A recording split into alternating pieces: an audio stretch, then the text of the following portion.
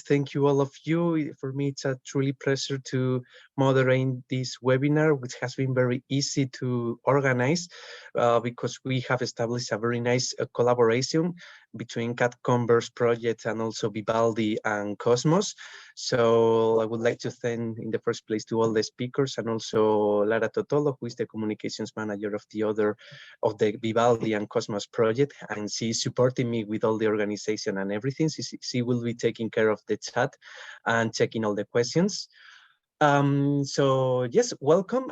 So basically we will be discussing during 1 hour and a half the 3 different projects, showcasing the main objectives, impact, methodology, and concept behind these 3 initiatives that are seeking on top of all turning or using carbon capture utilization techniques to convert it into chemicals and reducing or fight against the climate changing by reducing the CO2 emissions. To cover that topic, we will be talking about these 3 initiatives. In the first place, I will be, as I'm doing right now, welcoming the session.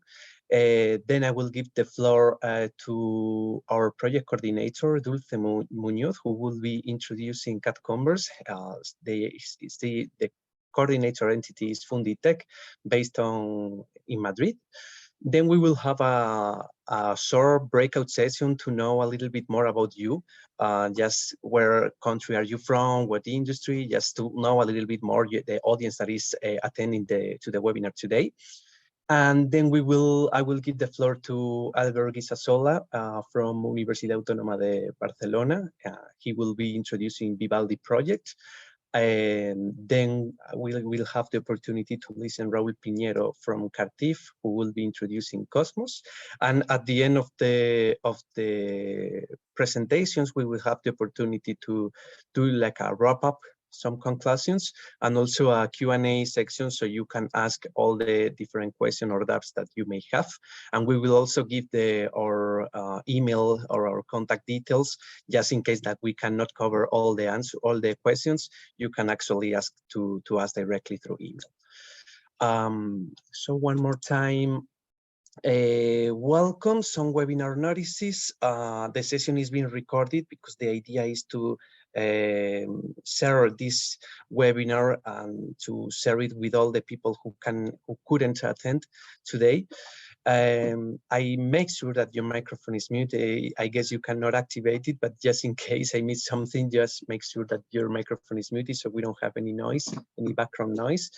As I said in the beginning, use the chat function to enter your question. And also, I don't know if you have used Mentimeter before, but I recommend you to open in your mobile phone the website www.menti.com. Because we will have the interactive session conducted through this platform.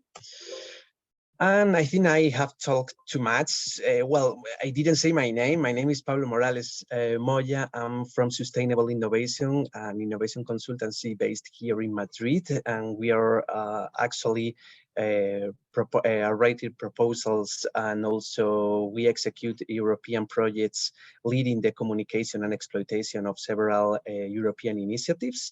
And I will be moderating together with Lara, that maybe I can give the floor to Lara to say a few words and introduce herself. So feel free, Lara. Thank you, Pablo. Hello, everybody. I'm Lara Totolo, and as Pablo already mentioned, I'm the Communication and Dissemination Officer of CO2SMOS project and the VIVALDI projects that we have our coordinators here today. I am Communication and Event Manager at CO2Value Europe, the think and do think of the carbon capture and utilization community in Europe. I see that the chat function is not working, but you can publish all your questions on the question and answer box. So there we will be surely able to see them and answer your question in the Q&A session. Thank you. Okay, now it should work. I just updated right now. So it should work now. Thank you, Lara. And now I think it's time to give the floor to our main speaker, who will be introducing these three European solutions. I would like to start by Dulce. So Dulce, feel free to say a few words. Okay, thanks, Pablo. I'm going to share the presentation. Okay. Okay. No, not yet. Not yet, Dulce. Just give a few words, and I will let you know when you have to share the screen. Okay. Okay. Sorry. Well, hello to everybody. It is nice to be here and to have the opportunity to share the CATCO2NVERS project. This project is coordinated by Funditec. We are a small research center based in Madrid, in Spain, and we are mainly devoted to give technological support to companies, to SMEs and industrial partners through the research that we develop in three main areas. That is advanced materials, food technology, and digital technologies. Thank you, Dulce. So I guess that the next in line is Albert.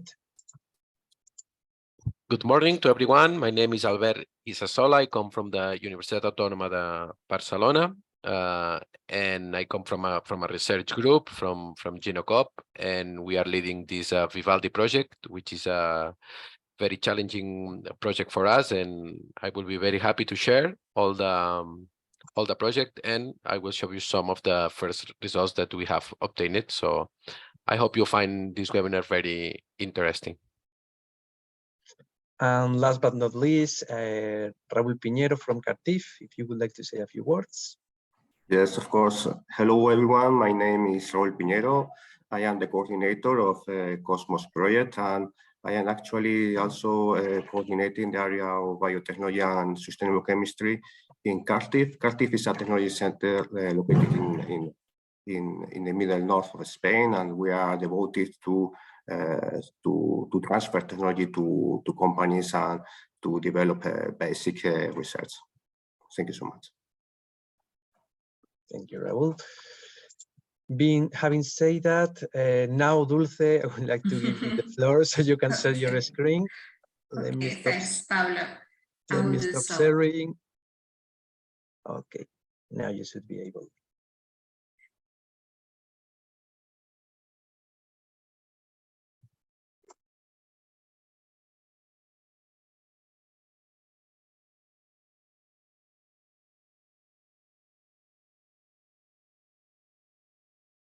Okay, can you? Yes, it's okay. Okay. Yes, we can. As well. Okay. Very good. Okay, so as Paula said, we are here to present and give an overall overview of the project that we are coordinated, that is CATCO2NVERS. Okay. Okay, so CATCO2NVERS stands for created added value chemicals from the bioindustrial CO2 emissions using integrated catalytic technologies. This project has been supported by the European Commission in a topic of the 8th 2020 work program. It's a project of 48 months that started in May 2021, and it has been granted with 6.6 million euros, okay, for the development of the technologies that you will see later. The main objective of the CATCO2NVERS project is to contribute to reduce the industrial CO2 emission, while we explore and we participate in provide innovative catalytic technologies for the valorization of this CO2 into added value biochemicals, bioproducts. Okay, the concept of CATCO2NVERS, it is basically to transform this waste CO2 that is emitted from two bio-based industries in 5 added value chemicals, with the application these chemicals in the industry, chemical industry, in the cosmetics and the plastic industry. The 5 selected chemicals are glyxylic acid, lactic acid, furan dicarboxylic methyl ester, cyclic carbonate fatty acid methyl esters, and methanol. For such, we will develop 5 innovative and integrated technologies that are based in 3 catalytic processes: an electrochemical process, an enzymatic process, and a thermochemical process. Okay, so the project, it is the consortium of the project is composed by companies, research institutes, universities, research centers from 8 European countries, from Spain up to Turkey. We are involved 4 RTDs, 1 university, the ME20, 8 small enterprise, and 2 large enterprise all around Europe. Okay, so in the overall concept of CATCO2NVERS, as I said, we start from the CO2 emitted by 2 bio-based industries. These 2 bio-based industries involved are, on one side, Avantium from the Netherlands, who in the process that they use to produce from sugars glycols, they emitted some waste products like CO2 and others. And these are going to be used, in this case, in the electrocatalytic process, okay, to be converted through the technology number 1 into glyoxylic acid. This glyoxylic acid will have an application as additive in cosmetics, but it's also used in the synthesis of biopolymers. Okay, the CO2 coming from another of the companies, Perseo Technology, that is based in Madrid. This CO2 is coming from the fermentation process that is used when they treat the organic waste feedstocks, and they produce CO2 and also another waste streams, difatty acid methyl esters, that could be used as starting products in the production of another valuable chemicals. For this, we will also apply biocatalytic processes. In this case, Wageningen from the Netherlands with the technology 2 will be in charge of the conversion of this CO2 into lactic acid, and this is a building block to be used in the synthesis of biopolymers. Also, the CSIC from Madrid will, through the development of the technology number 3, will use the CO2 to obtain furan dimethyl ester, that is a useful building block that can be used in the synthesis of several polymers, like the PET, that is the substitute of PET, and on other polymers like polyesters. In the technology number 4, Funditech is in charge of using this CO2 emitted by these 2 bio-based industries in the synthesis of other valuable building blocks like the cyclic carbonate derivated from the fatty acid methyl ester, that is also a waste stream in the process of Perseo. And finally, another technology that is developed by CARTIF, technology number 5, is used to convert the CO2 by a thermocatalytic method in biomethanol. That is not only a useful chemical, but is also part of some of the processes that Perseo uses, okay, for their industrial processes. Apart from the developers of these 5 technologies in the consortium and in very important steps are also implicated ME20, that is in charge of provide upgrading methods not only for the CO2 that is coming from the bio-based industry, but also we contemplate the purification of these chemicals that are being produced through these 5 technologies in order to obtain starting materials that could be used by the industry that are at the end of the value chain. And because these technologies involve a lot of technology, not only lab scale, we also have the collaboration of the engineering EasyTech, which is in charge of taking care of the prototyping for each of these 5 technologies. A part of these developers of technologies, of course, we have the support of another companies like Sustainable Innovation that is providing us support in the communication, dissemination, and exploitation activities, and also in order to have an overview, a control of the sustainability and the techno-economical assessment, we have another companies like Alchimia Nova, Dana, and Nova to help to obtain a process that is sustainable, okay, in all the steps. Okay, why we chose the 5 chemicals that we aim to develop or synthesize from CO2? Because they have an interest, a high value in the market, a high market value, okay, or because they have a good uptake of the CO2, okay. So we chose glycoxylic acid because it's an important building block in the synthesis of biopolymers, but it's also an additive in the formulation of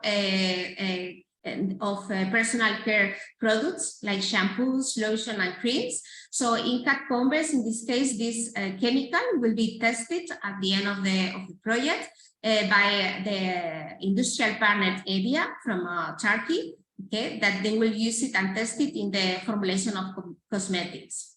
The second chemical, lactic acid, it is also used sometimes in the formulation of creams and lotions, okay? But in CATCO2NVERS, this lactic acid will be tested not only in the formulation of cosmetics by Evia, but also it will be used in the synthesis of an important biopolymer that is PLA by another industrial partner that is ABAP Biochem, that is in charge of the synthesis of biopolymers.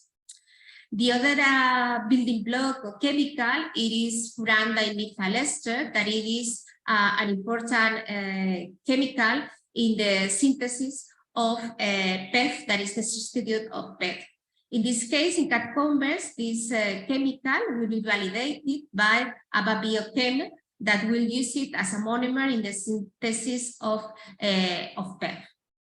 And also the cyclic carbonates that are derived from the fatty acid methyl esters from Perseo, they are cyclic carbonates are not only used as components in electrolytes or lithium batteries, but also could be a useful building block in the synthesis of, for example, green polyurethanes, okay, the NIPUs, the non-isocyanate polyurethanes. So in this case, this will be used by ABAP Biochem. And finally, the methanol that is obtained by CATCO2NVERS, okay, it is obviously methanol is very widely used in any chemical industry process, and in this case, it will be validated by Perseo, which is using in the process, okay, of the biodiesel production as a solvent. Okay, so the approach of the methodology that we follow in the CATCO2NVERS is divided in 3 phases.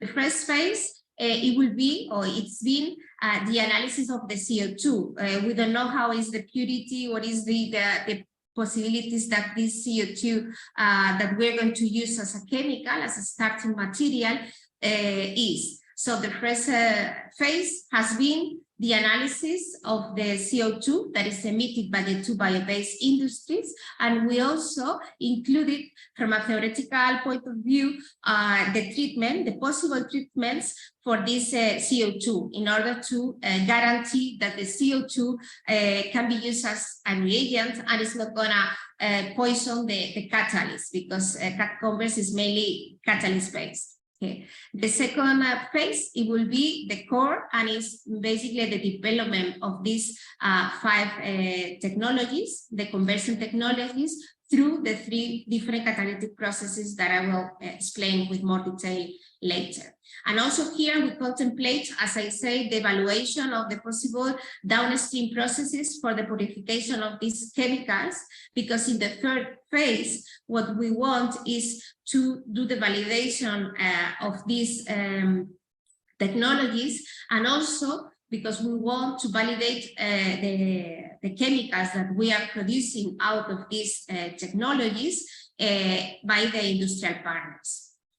So with this approach, we aim to move from material 3 up to a TRL 5 at the end of the project, and be able to validate not only the technologies, but also the chemicals that have been obtained through the technologies.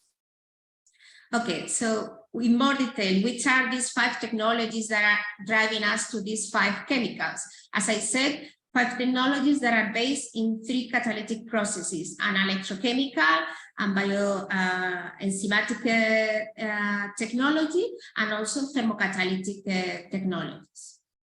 Okay, so the first technology that is led by the partner Avantium is aiming the conversion of CO2 into glyoxylic acid via oxalic acid through an electrocatalytic process. This technology, and the aim of this technology is on one side to carry out the electrochemical conversion of the CO2 to glyoxylic acid via oxalic acid, a reduction, electrocatalytic reduction, and on the other side to carry out the electrochemical conversion of ethylene glycol, that is one of the products that Avantium is obtaining in their processes, okay, together with CO2, and carry out an oxidation.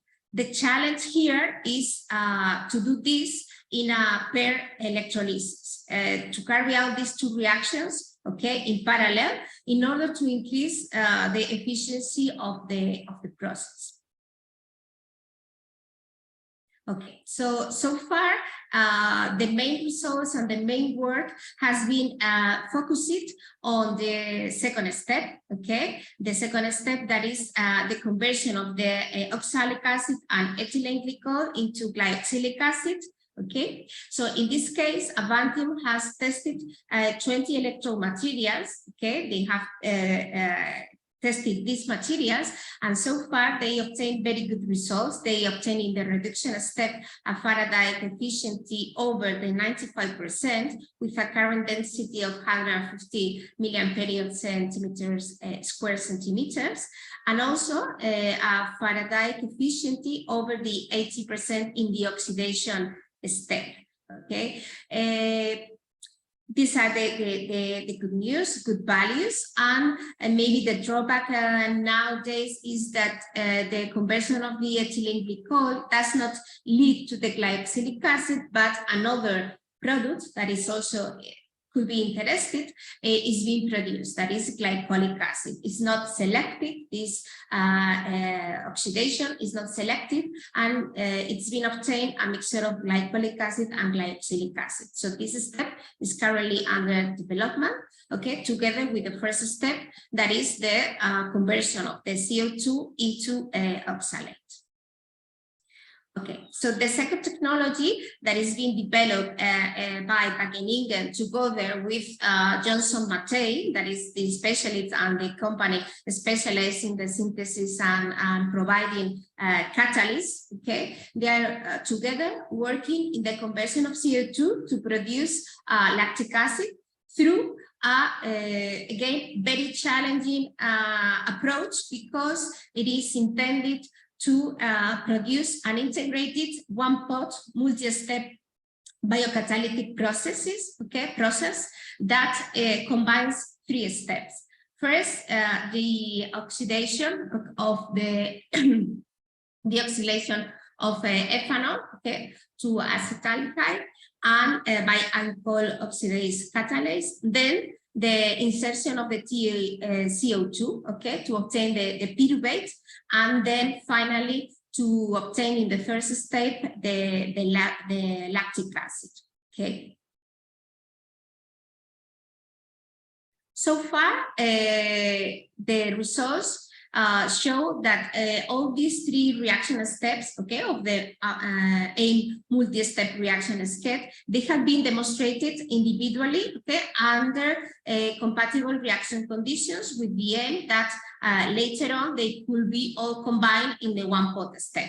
Okay, so so far for the first step, that is the conversion of ethanol, sadly, but there is still preliminary results. The conversion is occurs in very in low yield, and this is probably due to the inactivation of the catalyst. Okay, but they are working on this. The second step. For this second step, both Wageningen and Johnson Matthey have been working in the selection and production of 31 pyruvate decarboxylase enzymes, okay, produced from E. coli, and they have achieved a platform, okay, of catalysts for improvement the engineering and the enzymes using this conversion. And finally, in the first step, the conversion of NADH to NADH has been achieved in 65% using a metal catalyst, okay, and the conditions of the reaction that are compatible with the activity of the LDH. Okay, this is a good result. Okay, so for the third technology approach, it is the conversion of CO2 to produce furan dicarboxylic methyl ester. Okay, in this case, CSIC is working in this conversion that is aiming to carry out one-pot, two-step conversion of this CO2. Okay, using methanol as a solvent and approach of heterogeneous catalysts. Okay, the idea is to use a recyclable bifunctional catalyst, in this case porous heterogeneous catalyst, and achieve high conversions, okay, under mild conditions. Okay, so at the beginning, before the combination of the two steps in one pot, they have been working in the first step, okay, that is the oxidative esterification of furfural into methylfuranoate. For this, they have used and tested two different types of catalytic system: a metal-free homogeneous catalytic system that is based on benzyl methyl imidazole chloride and bases, two bases like BBU and cesium carbonate, and also testing other type of catalysts that are heterogeneous catalysts based on similar monomers, okay, and similar bases, but in this case, since it's a heterogeneous catalyst, this catalyst has been proved that can be recycled without losing any activity. Okay, these results have been already published, okay, in this publication that we quote here. So it's a good result. I congratulate them.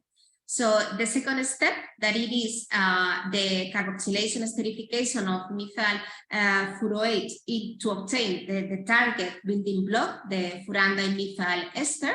It is currently under study. There are promising results, okay? So we hope that we can show final results soon.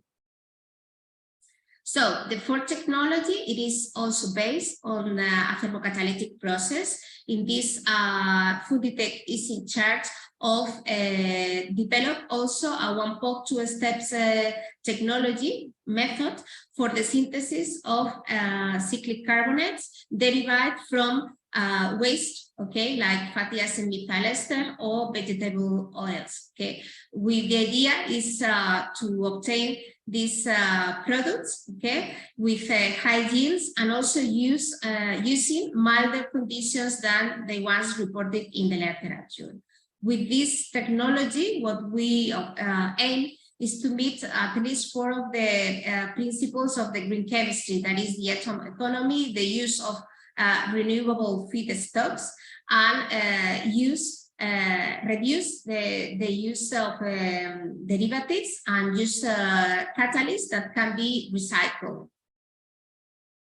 Okay, here as well, we are approaching 2 steps. Okay, first, separately, we have started our work focus on the second step, that is the carboxylation of the epoxides, okay? And in this case, we have proof that cyclic carbonates from CO2 and some intermediates and substrates that are sterilically hindered can be obtained, okay, with the catalyst that we have developed. We obtain these cyclic carbonates in high yield with relatively mild conditions and with high tone, what demonstrate the recyclability of this catalyst. Okay, we are currently studying the application of this catalyst in the carbonation reaction of vegetable oils. Okay, we are obtaining promising results here, and in parallel we are already working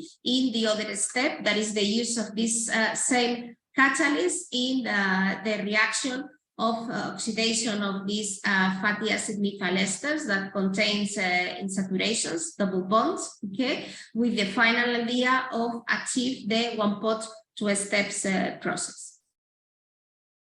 So finally, the fifth technology is the one that is currently being developed by CATCO2NVERS. Here, the aim is the conversion of CO2 to methanol through a thermocatalytic process that will use multimetallic catalyst, okay, that is deposited over aluminum fibrils network, okay, using hydrotalcite as an absorbent, okay, and trying to produce methanol under near atmospheric pressure. Here, the aim it is the conversion of this waste CO2 that is obtained from the plant of municipal solid waste treatment to methanol with conversion of 10% and with high selectivities.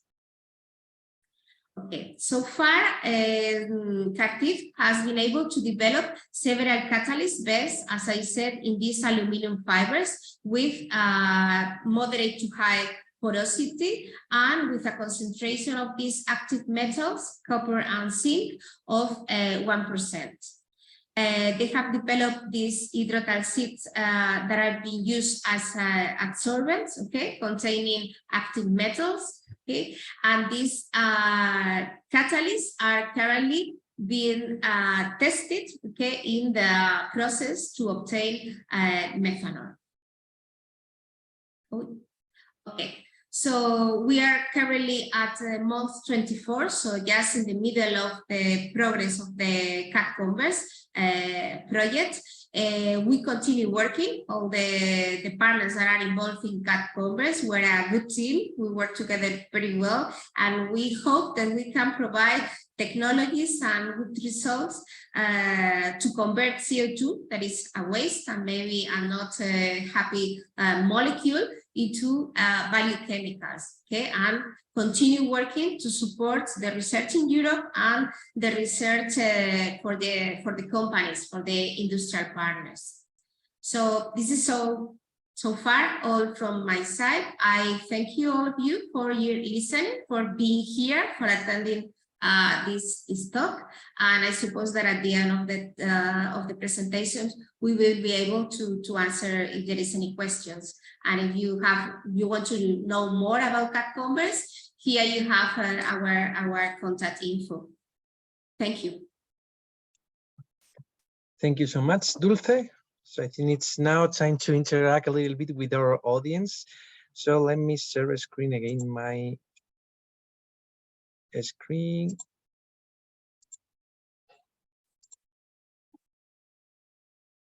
I guess everybody can see it, right?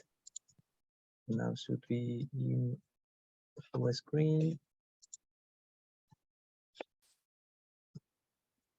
Can you see it right now? Should I? Okay. Yes. So can you confirm if you can see the screen? I do not see it. No, Pablo.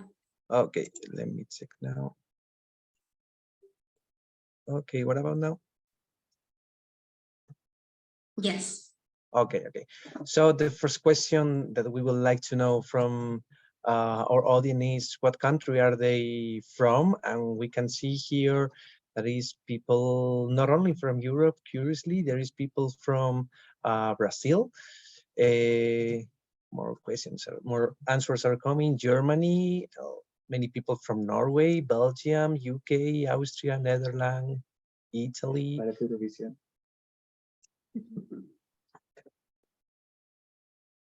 Okay, so nice.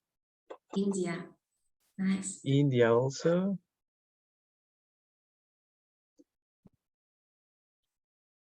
Okay, so it's good to see that we have a wide variety of countries, and not only in Europe, also outside European Union zone. Okay, we have like 20 answers. So more or less, I will say that this is like the big draw of the attendee. That's good to know. So we have Estonia, Poland, great. So I think we see also Saudi Arabia, Brazil, France. Oh, I didn't see those countries, so I think maybe as I'm sharing the screen, probably I'm seeing slower, but it's good to know. It's good to know. Okay, but in general, I think we have an overview of all the where the people is coming from. I'm gonna move to the next question.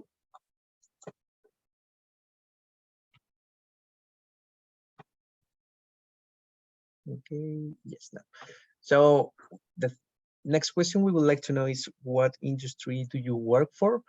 Or maybe don't you work, but you are interested in? So you can come in from the chemical industry, research, academia. Okay, we see a few answers. SMEs, academia, chemical, consulting, biocar industry, oil, gas, energy. Okay, so it seems that most of the people is coming from the chemical side, but we also have, actually we are having a lot of answers, so I'm not able to read it because it's moving all the time. But yeah, I can see new ones like bio-based material, chemical association, manufacture, energy, biomethane, research and innovation, technology. Okay, so it's good to know that everybody is interacting well with Menti. We have like 31 answers. Okay, so again, I think we have still answers to allocate or to have a overall idea what industry are you coming from. Okay, so we have a few more questions we would like to know. And the next one is, which project did you know about? So maybe you knew only one of them, CATCO2NVERS, CO2SMOS, or VIVALDI, maybe all of them or some of them or none of them. So it's good to know that you don't know none of them or only some of them, because the idea is also to spread out these initiatives and increase the citizen awareness in this sense. Okay, so it's good to see that that most of the people didn't know about the projects. So it's good that because we in this way we can reach new people, no, engage with new people. Okay, great. So again, I think I have like an overall idea of this question. And next question is, how did you hear about the webinar? Because we have been promoted through several channels. So it's one of these was the newsletter. We have been very maybe a little bit annoying on social media because we have been promoted many times with a lot of posts, joint posts especially, also within our consortiums, maybe mouth or maybe others. It will be nice actually if you can type in or let us know in the chat what are the other sources where you hear about this webinar, because it will be interesting for us to know the main or the most effective channels to promote the webinar. Okay, great. So sorry, Lara. No, it's interesting. Yeah, I wanted to read you some of the answers in the chat. I know that as you're presenting, maybe it's easier for you. But two wrote event Event Tribe, one research on Google. Very Oh, great. Great, good to see, good to see.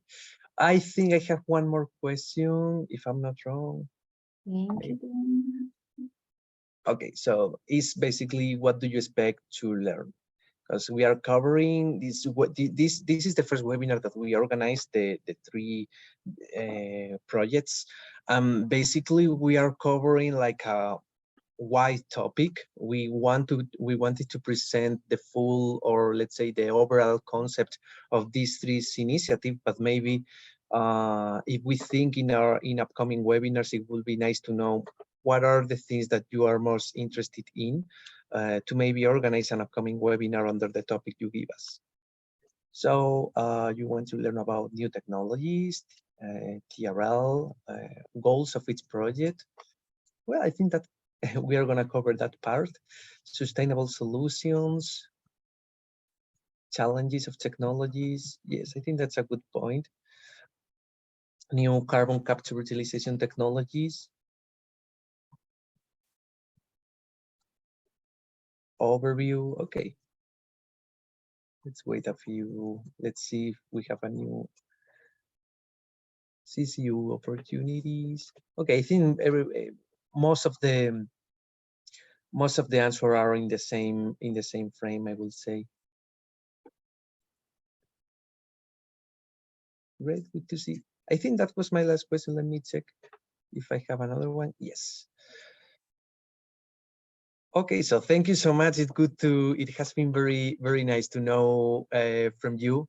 It's also good to make this webinar a little bit interactive. So it's not only about one people speaking, but now it's time to give the floor. If I'm not wrong, let me check it. To Vivaldi, to Albert. So Albert, feel free to share the screen and talk about Vivaldi.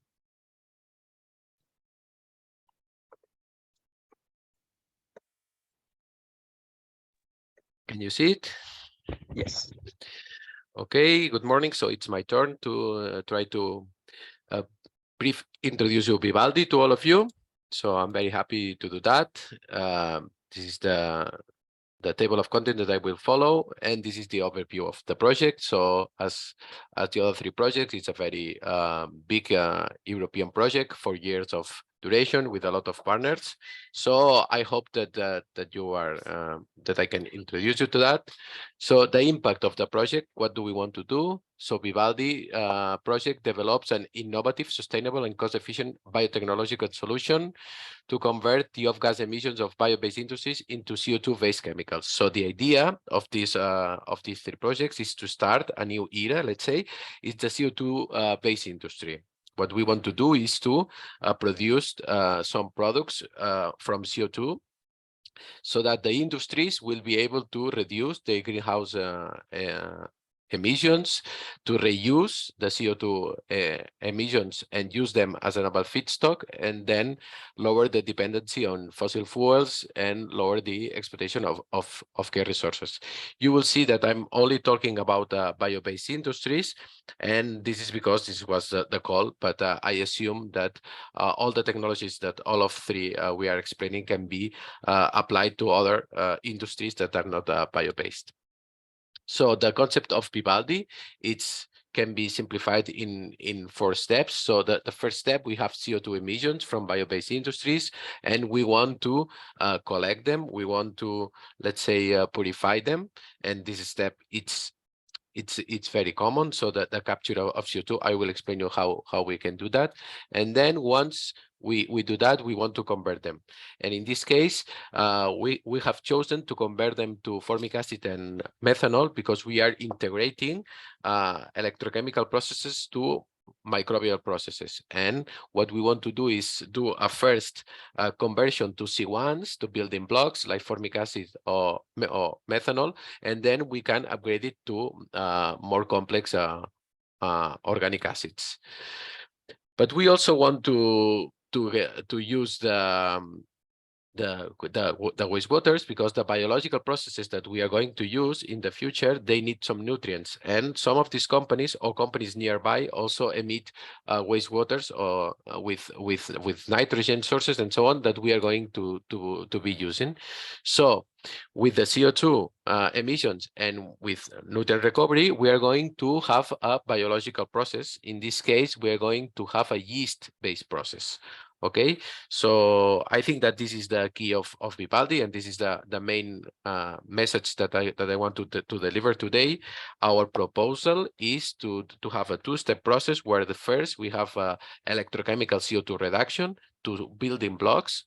We don't want to do electrochemical CO2 reduction to large complex molecules because it's more complex, and then we are going to use these building blocks to create or to produce more complex compounds. In our case, we are going to produce 3-hydroxypropionic acid, lactic acid, succinic acid, and itaconic acid. I'm going to detail this in the future. And of course, this is a low it is a low TRL project. I saw that someone was asking for the TRL of the projects, but the idea is we are going to validate all of our processes in a real environment. Okay, the first step, as I told you, is a purification, which we are doing through an absorption process using MDEA, which it's a classical absorption and desorption process, and we have a novelty that I will explain afterwards, because we are going to use enzymes. And then we have the electro CO2 reduction to C1s. Okay, then using bioelectrochemical methods, we are going to recover ammonium and other cations from the wastewaters. So here you can see all the technologies in this slide: CO2 electroreduction, bioelectrochemical reduction, and we are going to use the building blocks to form the 4 organic acids via a fermentation process. It's a yeast-based fermentation, and the yeast that we are going to use is Pichia pastorich, which is a very common yeast, and that allows us to upgrade, let's say, the building blocks to the 4 complex or organic acids. As you can see on your left-hand side, we have 4 different industries, bio-based industries, and we have one representative of each industry in the consortium. So this is very important because each of the industries emits a gas with different proportion of CO2.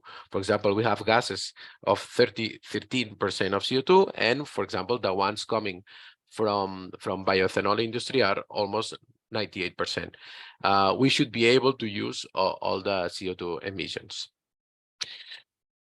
Okay, why did we choose electrochemical CO2 reduction? We choose and this is the question comes from because most of the consortium works on the biological processes. So why we didn't say let's go directly to grow microorganisms on CO2?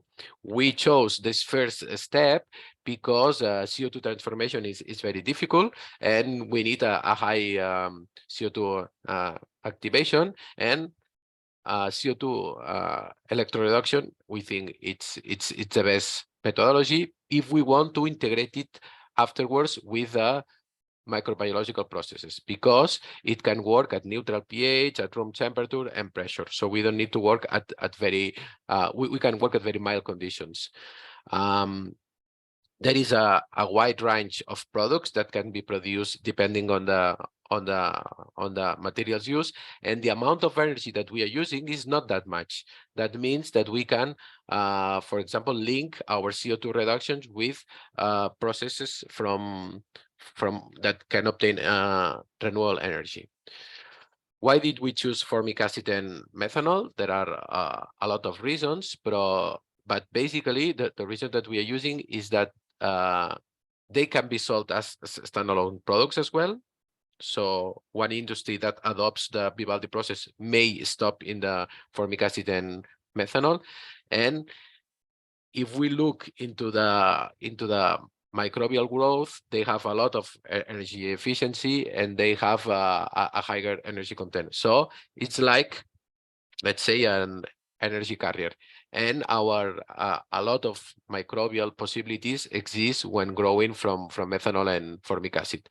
And of course, when we compare a liquid to a gas, it's much more easy to grow microorganisms in a liquid phase.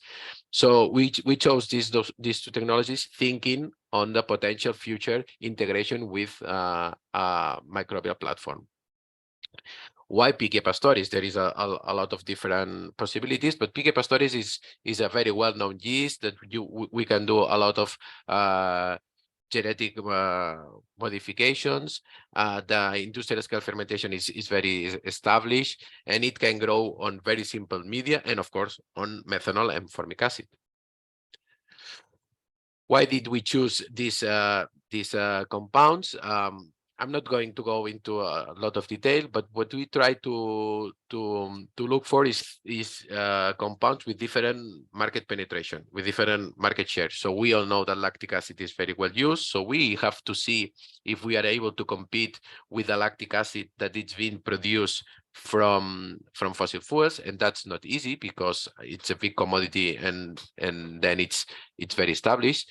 Then we went for itaconic and succinic acids that are present acids that are being used now, and they are thought to be one of the 10 platform chemicals from the future.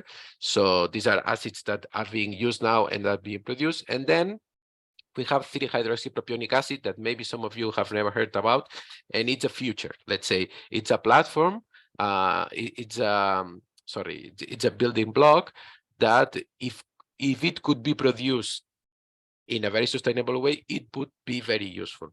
So now it is not being used because its production is not very sustainable. So we have, let's say, past, present, and future into this field. This is the structure of the project. Of course, I'm not going to go into a lot of detail on the project because you can have access to the web and you can ask us whatever you want, and we have a lot of information there. You will see that we have provided videos and everything, but the structure it's a classical structure with 4, let's say, technical work packages, and then we have 3 more transversal work packages related to exploitation, communication, and in sustainability. The first work package it's going from CO2 to formic acid. The second work package is the bioelectrochemical recovery, the fermentation, and the industrial validation. You will see that we have 2 work packages related to industry, which is work package 4, which is the downstreaming and the industrial validation, and work package 6, which is the exploitation. Because even though that the project has a quite low TRL, let's say, our objective, of course, is move to industry as fast as possible. Sustainability, exploitation, communication, and management. Good. Who are the partners of this project? You can see here all the partners. They are from all Europe. We have bio-based industries. We have technology developers and users and knowledge hubs. I'm not going to read them all, but this is the whole consortium. Okay, and here maybe you can see the roles. I know it's quite a busy slide. I'll try to make it, but we have 4 bio-based industries. We have Sampine that are producing that come from the forest industry, DAM, which is a brewery from here, from Barcelona, BioAgra, bioethanol producing company, and Novamon, which is a very important chemical company. We have technology developers, which is a mixture of universities and research centers. And then we have end users, the nutrition science. They are going to test our lactic acid for animal food. And Novamon, they are going to test our succinic and itaconic acids. And then with the transversal issues, we have the group of PETA in Universitat of Vic, here nearby Barcelona, the dissemination of communication CO2 Valley Europe, and the market exploitation aisle. So the objectives, and maybe I have already introduced them, is to develop, scale, and validate electrochemical system to convert CO2 to methanol and formic acid at biocompatible conditions. That's very important because we believe in the integration of electrochemistry and microbial processes. So then we need to develop an efficient yeast-based fermentation process into added value organics. We have also been advancing in the bioelectrochemical process. I have a slide on that afterwards if some of you are interested. And also the downstream. Downstream is very important. Downstreaming from fermentation broths is very common because yeast-based fermentation is of course very common in industry. And the good thing about yeast also is that the pH is quite acidic. Being the pH quite acidic, around 5, it really eases the downstreaming process because we are downstreaming acids. So that's also a good point about using fermentation processes. And of course, these are the technical, let's say, objectives, but of course, we are a very transversal project and we want to really demonstrate that it works not only from a technical point of view, but from an economical point of view, from an environmental point of view, and we want to be fastly adapted to the market. So we are very close to the stakeholders, and we are going to work with we are working with the regulations, and we have also our objective is to raise awareness about the problems of the CO2 emissions. And I think that this is the perfect timing for that, now that we have seen that the CO2 concentrations are increasing day by day. So this call is a very timely call, I have to admit.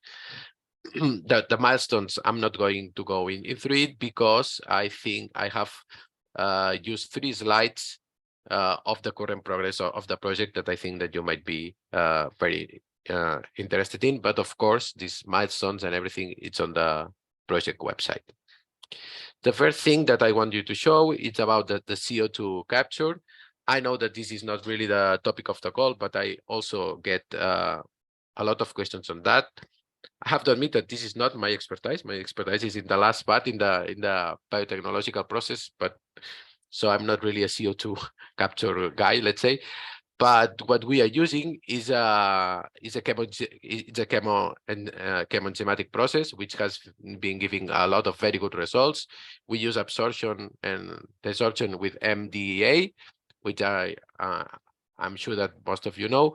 But what we have had is novel enzymes to do that. So we are adding carbonic anhydrases to increase the process and to reduce the energy of it.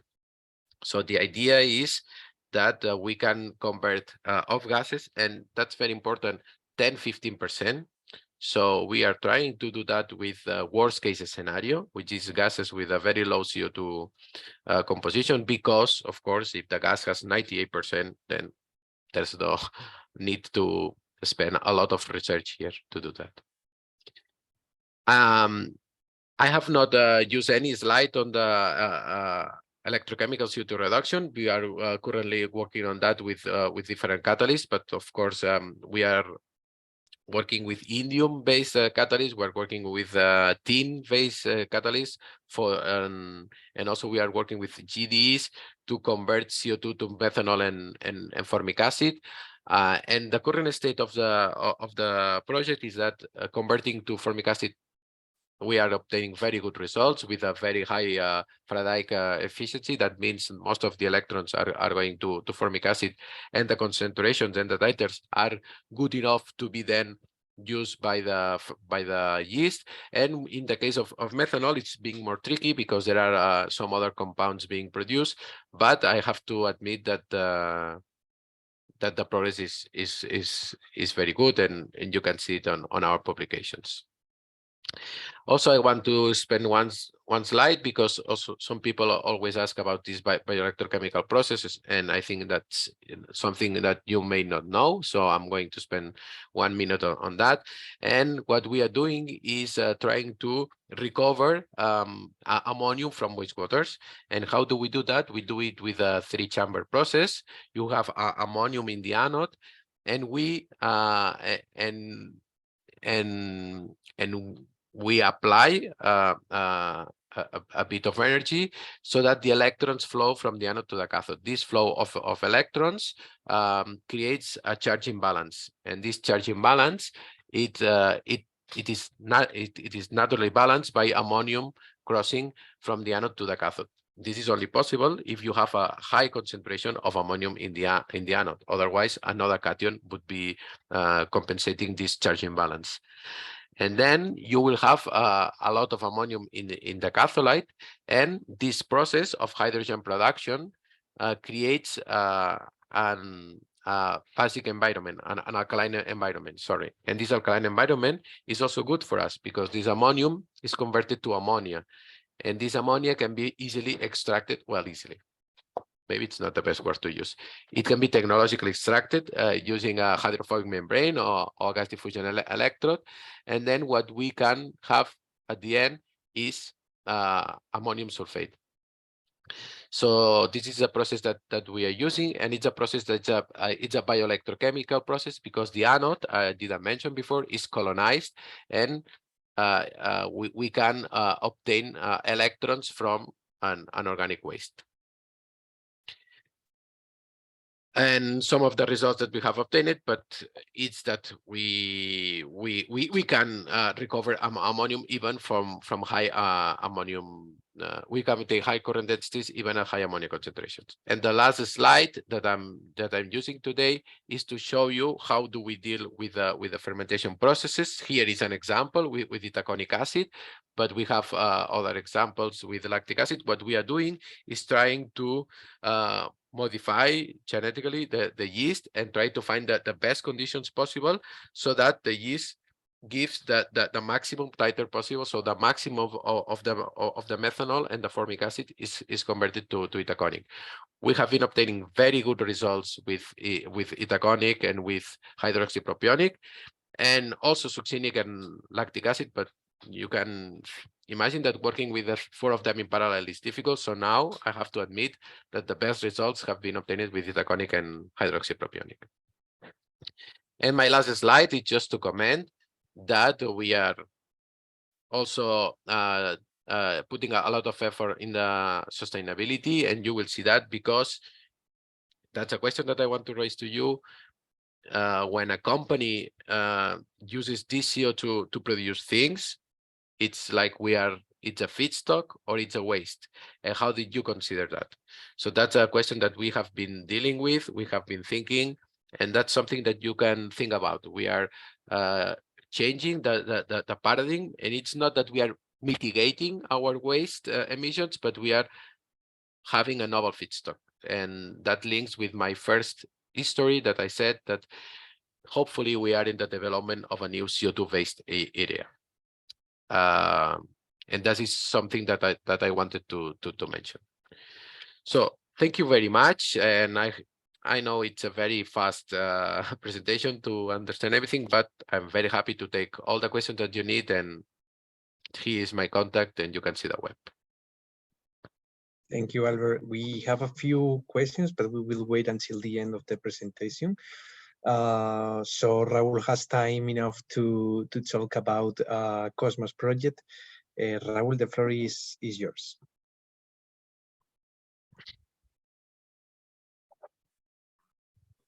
Well, can you see the full screen, I think? Not the full screen for the moment. Yeah. Yeah, sure now. Now it works. All right. So thank you so much, and thank you to my colleagues of the other projects. I think you have made a very interesting presentation. And just to finish this this interesting webinar, I'm going to present you another project that is also focused on developing new technologies for valorization of CO2, in particular biogenic CO2 into added value chemicals. Well, first of all, I would like just to make to think aloud and for the common audience, for the general audience, just to give you some ideas of why we are doing this, why we are researching on new strategies, new processes for converting CO2 into chemicals, and why we try to involve the bio-based industries into this quite great challenge. So first, it's clear that we have in front of us a very huge challenge. The climate change has become a major concern for the world, and one of the most major contributions to the global warming is the emission of the carbon dioxide. In concrete, we want to look for solutions for converting the unavailable CO2 into a valuable resource. And we know that this is very difficult, and we are making a lot of efforts in trying to develop new strategies and new technologies. And even though we know that it's going to be very hard, very tough to meet the European targets for the reduction of the CO2 emissions by 55% by 2030, that is already planned by the European Green Deal. So you know, because this information is public, this is the common trend we have. If we continue with the current situation, by 2050, we are going to reach extra warming of 3 degrees. This is a very scary scenario and very difficult. So the current objective now is to try to decrease emissions to reach a maximum increase of temperature of 1.5 degrees. According to Intergovernmental Panel of Climate Change, it's very clear that in order to meet these objectives, it's very important to create a circular carbon economy in which CO2 is converted into reusable material. So it is clear that it is very well aligned with the common strategy to reach the targets we have ahead. More about general strategies for trying to reduce effectively the CO2 emissions and pave the way to a decarbonization society. We know that there are mainly 3 priorities we have drastically to reduce, to implement to reduce the greenhouse emissions, which are: first, move away from fossil fuels, then focus on solutions based on energy and material efficiency, circularity, and reduced consumption. And third, very important, to try to improve the cooperation between the industries and the sectors. So now, why using CO2 for producing chemicals? Well, in particular in Europe, we have a huge opportunity because we are a region in which we have most of the most advanced chemical industries. Also, Europe is committed to reducing its carbon footprint and has set ambitious targets to become carbon neutral by 2050.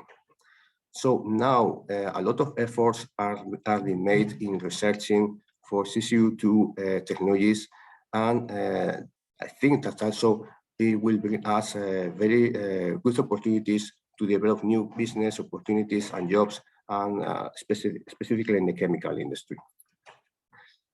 So what is the role of the bio-based industries and the circular bioeconomy policies involved with the CO2 capture and utilization as a key strategy? And why is so important?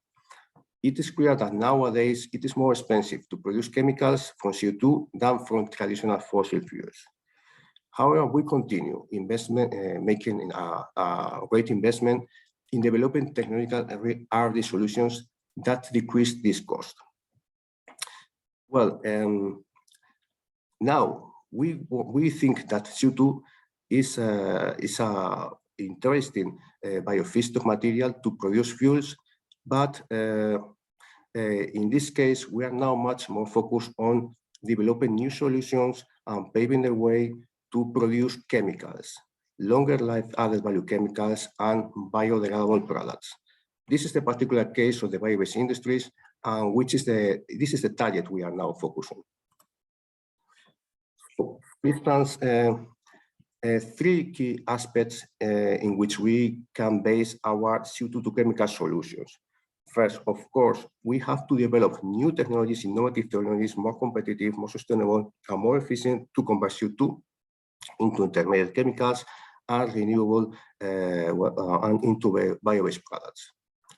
You have seen in all the presentations that we are in very favor of develop hybrid technology solutions that can involve biotechnological and advanced catalytic processes and electrochemistry processes for the conversion of CO2 into added value chemicals. So this strategy is very interesting, to try to combine different technologies into an integrated solution that at the end of the day is going to be much more competitive and closer to the industry.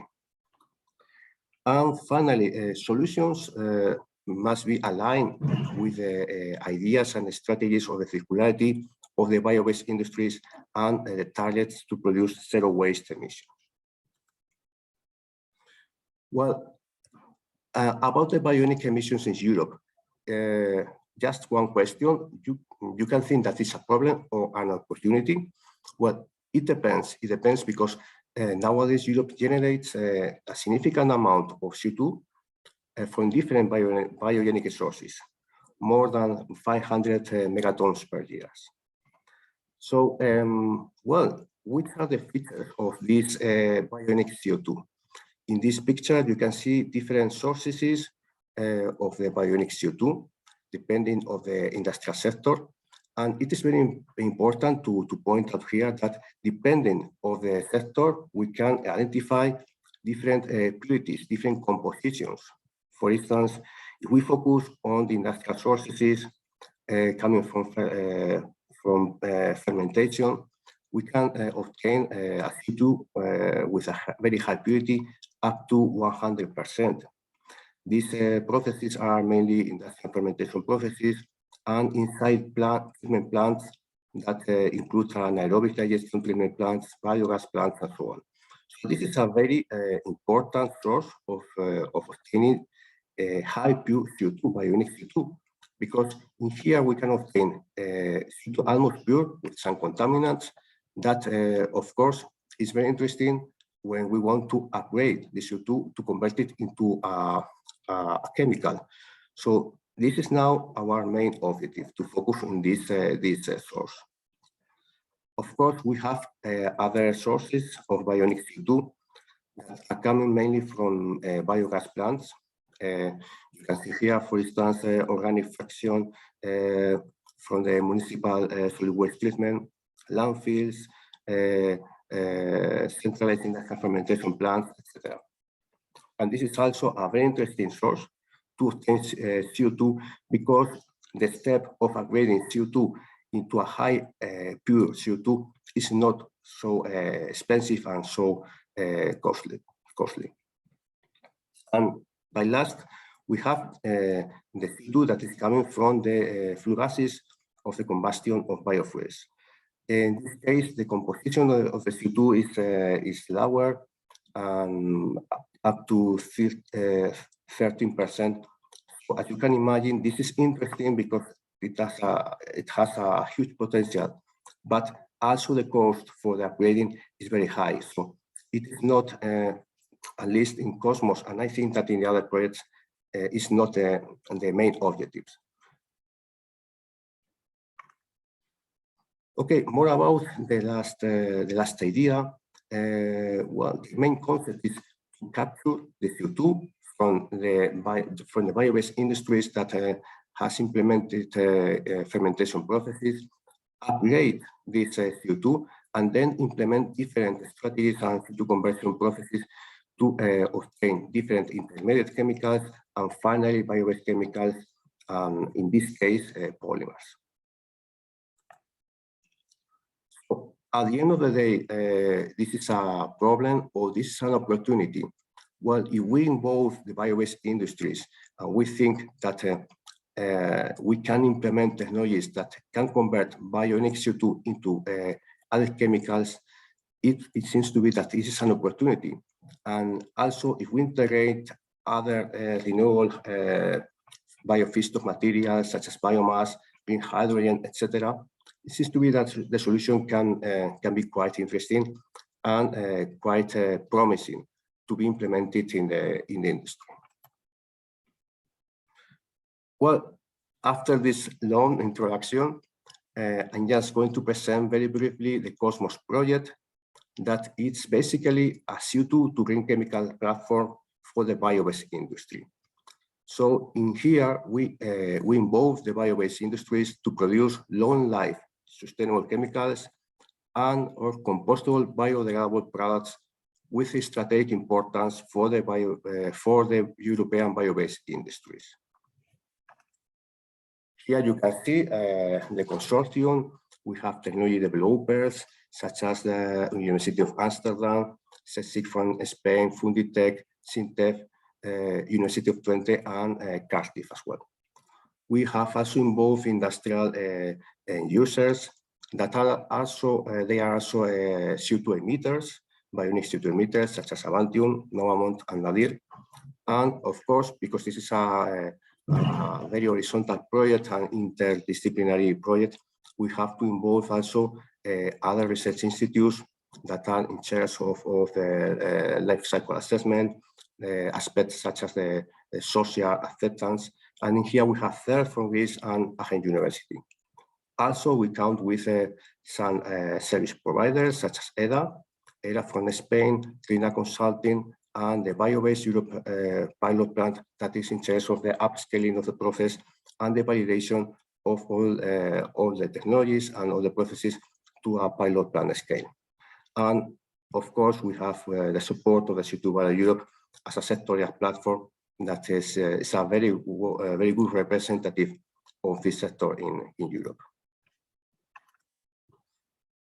Okay, again, the concept of the COSMOS project is to develop a platform of innovative and cost-competitive technologies that transform bio-based industrial CO2 emissions and renewable sources such as high green hydrogen and biomass into added value products. These products will be intermediate chemicals, and the end products will be durable polymers, renewable chemicals, and biodegradable materials. The main applications of these products will be focused on the sector of packaging, coating, textile.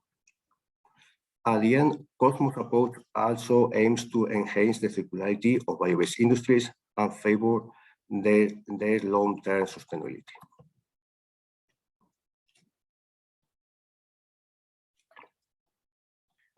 Well, here you can see a basic scheme of the different processes and the different technologies we have involved in this project. We have 7 innovative processes to convert the CO2 emissions into chemicals. We have 2 primary conversion technologies to transform CO2 into bad chemicals, particularly bioacetate and syngas, and 5 technologies to transform these simple chemicals into 7 intermediate chemicals with various industrial applications. We aim for producing polyhydroxyalkanoates, both PHA and PHB, 2,3-butanediol, long-chain decarboxylic acids, BTX, so aromatics. We also aim to produce cyclic carbonates, and finally hydrocarboxylic acids. We have involved in this project, as you can see, different technologies that are integrated in a more complex scheme that I'm going to explain later on. But basically, we have identified, we are developing 3 technologies. The first one is a multi-stage gas liquid fermentation cascade process, in which we integrate a first step of gas fermentation process to convert CO2 into acetate, and then we couple this process with a liquid fermentation stage to produce the intermediate chemicals. We have in parallel a co-electrocatalysis and catalytic membrane reactor technology that converts CO2 into syngas, and also can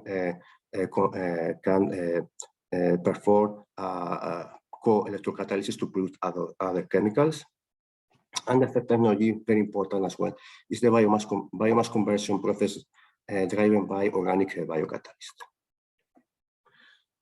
With a little bit more of detail, as I explained before, the fermentation process has 2 stages. The first one is a gas fermentation process that uses bacteria to convert gaseous biofeedstock into added value chemicals, in concrete acetate. In a second stage, we use the acetate as a substrate to produce other chemicals by means of a liquid fermentation process. The technology 2 involves an electrocatalytic reaction of CO2 to produce syngas. And then a second stage that deals with a catalytic membrane reactor to convert this syngas into aromatics. And the third technology is based on a thermocatalytic conversion.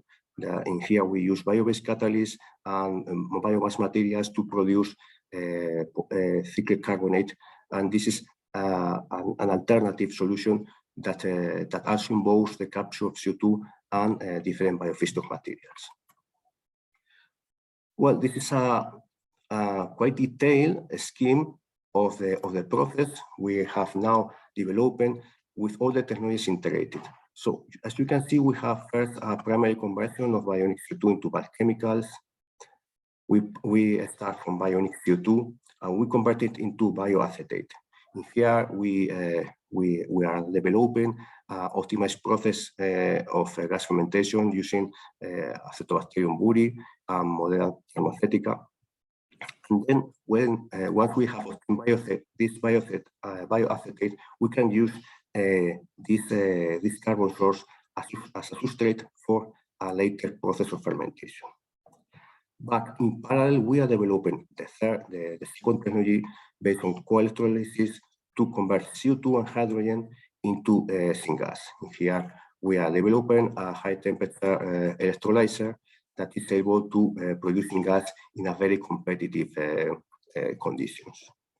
And also, we are developing another line, which is a co-electrolysis process to produce hydrocarboxylic acid and also converting, reducing the CO2 into CO and producing hydrogen. Well, the second step is once we have these bulk chemicals, the bioacetate and the syngas, we use it as intermediate to produce different chemicals that are the target molecules of our project. We produce PHA, PHB, long decarboxylic acids, 2,3-butanediol. This pack of products are based on liquid fermentation. And we also produce BTX by means of a catalytic membrane reactor. We produce hydrocarboxylic acids by means of a co-electrolysis reactor. And we produce cyclic carbonate from biomass by using this bio-based organic catalyst. The final applications are aimed to produce polyesters, bio-based polyesters, different kind of biomaterials, biopolycarbonates, and in general materials that can be biocompostable, biodegradable, or even long-life materials that can replace other products.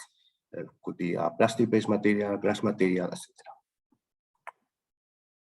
Well, the basic goals, very big goals of Cosmos project. First, we can say that these are the 5 pillars of the project. First, we have to develop a breakthrough technology for the conversion of CO2 into added value chemicals. Secondly, designing an integrated process with zero or negative greenhouse gas emissions. This is very important because we want to demonstrate that zero emission process, or even though a negative carbon emission process is possible. So this is our big challenge in this project.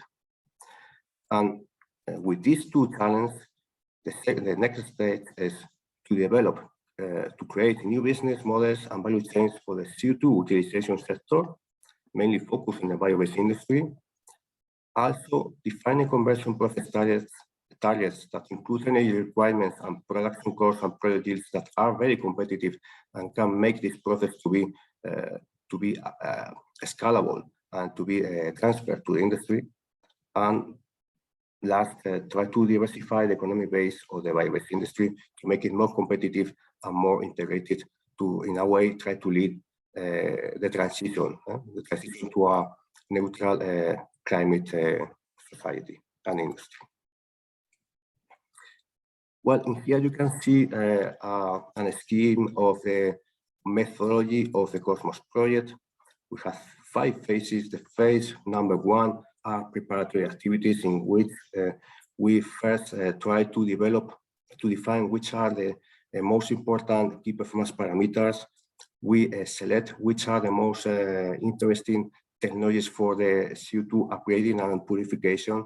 And also we have developed a complete mapping of CO2 emissions in Europe in order to classify them and to make these CO2 sources, try to make it closer to the chemical industries hubs or the bio-based hubs.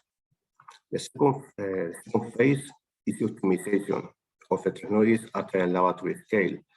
This is a project that in which we are going to develop technologies from a TR3 to a TR5. So this is the core of the project. And here we try to develop all the processes and all the technologies at the laboratory scale. So here we pave the way to optimize the protocols, to produce the sufficient technical data for the later stage, that is the upscaling and evaluation at the pilot plant scale. In here, we are going to scale up the fermentation processes, the catalytic membrane reactor, and the organic catalytic processes at the pilot plant scale. Well, it seems to me that maybe with these three phases, the project is done, but not at all, because we are looking for a real implementation of the technology and the project in the industry. So in parallel, we are developing these products using benchmarked chemicals that later on are going to be replaced by our CO2-based chemicals. So our industrial end users, the bio-based industries such as Novamont, Amantium, and Nadir, are now working on the final product and putting the specifications and the requirements that are going to be necessary in order to use the bio-based and the CO2-based chemicals that now we are trying to optimize in the previous stages. And the phase 5, the later phase, of course, has to be with all the regulatory issues, the market analysis, the techno-economic analysis, and the environmental assessment, and also the social awareness and the social acceptance of these products and these processes nowadays. So as you can see, we have a lot of activities, technical, also horizontal activities, and this is a complete integrated project, as more or less all the research projects funded by the European Union. I'm going to try very brief, just some key results of the different stages. For instance, in the work package 2, in which we are developing the gas fermentation solution, we have already developed the gas fermentation process to convert CO2 into acetate. We are also using syngas as a substrate, and we have optimized the operating conditions with pressure bioreactors of 1 to 2 liters. So this is an important milestone that we have already accomplished. And then in parallel, we are also working on the electrolytic solution. We are developing a high temperature pen electrolyzer that has been designed and we are now is commissioned, and we are now developing the first trials. And this is an equipment that can work at 160 degrees with a very high yield and very good performance. We are now integrating also this high temperature pen electrolyzer with a reverse water gas reactor that has included a selective membrane to remove water, and we expect that the overall conversion yield of the process will be very high. Also, we are working on the organic bio-based solution. We have tested different catalysts to convert CO2 into cyclic carbonates using 3 substrates: high peak chlorohalide, styrene oxide, and limonene oxide. And again, we are now optimizing the operating conditions at laboratory scale, and we are almost ready to scale up the process to a pilot plant scale. Some more results about the liquid fermentation process. We are now producing 2,3-VDO from syngas using wild-type strains. We are also producing 2,3-VDO with a genetically modified E. coli strain. We are in parallel working on the optimization and production of the PHP and PHA using acetate as a substrate. and now optimizing operating conditions with a wild type strain, but also looking for better performance with a genetically modified strain as well. And also we are producing long-chain decarboxylic acid using Yarrovia as a very well-known yeast, but also with some slight modifications that we hope that will be very interesting in order to maximize the productivity. And almost finishing, very important, working with bio-based industries, we are now trying to set up exploitable value chains and pave the way for the valorization of intermediates from the biogenic CO2. In particular, we have started from benchmarking intermediate chemicals to valorize 2,3-BDO in several polyesters with high performance properties, to valorize PHC and organic acids in several bioplastics formulation that are going to be applicable in compostable packaging, grow pots for horticulture, and etc. And we have also demonstrated an innovative equipment set up to reduce biopolymer degradation used for the production of 3D printed filaments. So we are in the month 24, but almost in the middle of the project, but I think that we have plenty of results. And just to finish and to give some conclusions, we think that along with the other projects, VIVALDI, CATCO2NVERS, also COSMOS, we think that it is very important to think that the use of the biogenic CO2 as a feedstock is a challenge, but it's a great opportunity to produce renewable biochemicals and to support the strategy and the objectives of the Green Deal and the bioeconomy strategy in Europe.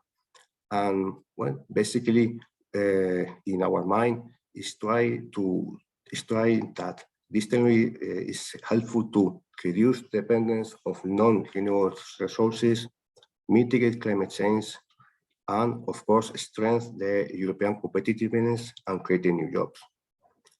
So this is basically a summary of the project.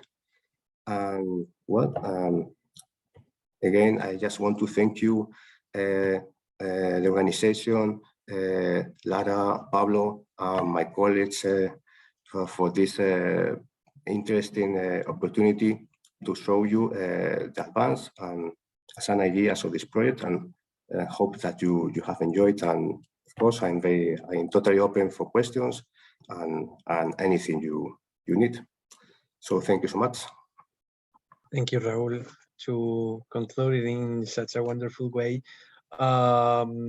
Yes, I know we are a few minutes late, but I think we still have time if you want to answer most of the questions you have asked through the chat.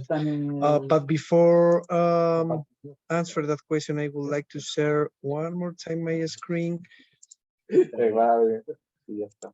Vale, pero de todas maneras, o sea, porque tasking. So I think you can see it now, right? Yeah. So basically, what I wanted to share with you is this joint handbook that we have co-created, the 3 projects, where basically the main is like a brief of all that we have discussed during this webinar is condensed in this joint handbook. And we encourage you to read it and to download it from our social media channels, and it's also on the website, only in the CATCO2NVERS website it's available. I guess maybe Lara will include it also in the respective websites, but I would like to... So. Okay, perfect. Good to know. So either the website you visit, you will be able to download from there. But it's a very nice document in case you want to learn a little bit more. Most of the information that has been discussed here in the webinar is included in this handbook. So I invite you to read it and to have a look at it. I sent this image, this slide through the chat, so you can download it. I will send it again just to in order that you can have all the social media channels and also the main contact of the speakers that we had today. In case that we cannot answer all the questions, you can download the image from the chat and ask them directly to them the question that we don't have time to answer. But I don't want to steal more time. So Lara, I don't know if you want to proceed reading the questions. So I've collected the questions that has been shared in the chat and in the Q&A box. So the first one that we have is for Albert, so the Vivaldi project. And they are asking, who is your tech partner for CO2 capture? The CO2 capture is it's Luleå Technical University from Sweden, and they have been working on that a lot. Paul Christakopoulos, well, it's a Greek name, it's complicated. Paul Christakopoulos and Ulrika Roba. So they are the IPs of that part, and if you follow their works, and I think that they have recently published a paper on that, Lara, if I'm not mistaken, so you can find it on the web. Yeah, on the social media, you can download and find all the papers and the results that have been published so far.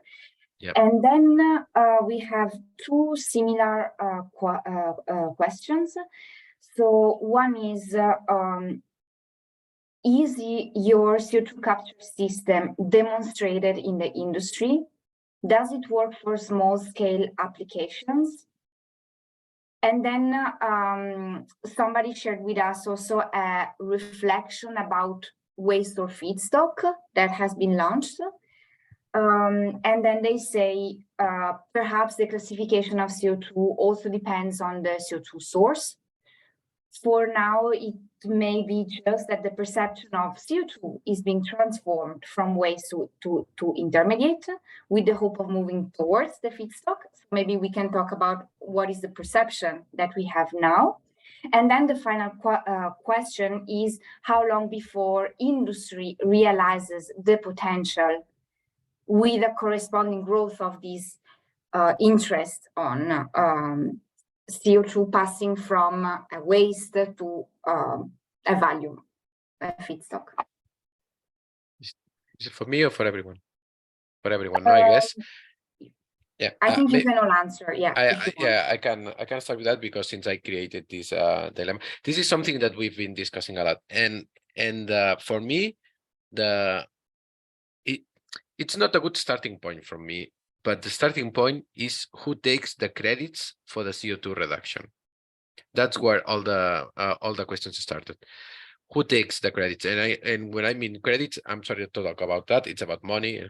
So the company that reduces the CO2 emissions takes credit for that, or the company that uses the CO2 as a novel fixture takes credit for the CO2 emissions. We cannot counted them as double. So, and that when you talk about the market, and when you talk about life cycle assessment, and when you talk about the economics of that, it's not a straightforward point. So who takes credit for this reduction? Of course, if it's a single company, it's very easy, but then you have to think about that. And when you think about that, then you think about if it's really a waste that you are minimizing, so you are taking credit for that as a emitter, or if you are using it. So that's the first question. And the second question is when our industries will adopt that. This is what we are doing. It's on us. It's on the European projects. It's on the researchers. The moment that we can produce lactic acid in a cheaper way, or at least in a sufficiently cheap way that we can outcompete lactic acid from fossil fuels, so lactic acid, or whatever the other compounds that we have talked today. This is the money. This is the moment that the CO2 era will start.